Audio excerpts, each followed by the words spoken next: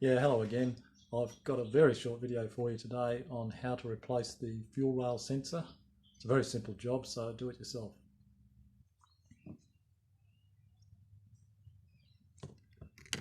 There's the fuel rail pressure sensor. Very simple job to replace this. Firstly, remove this bracket by undoing those two E10 bolts, pull off the connector, and then unscrew your sensor.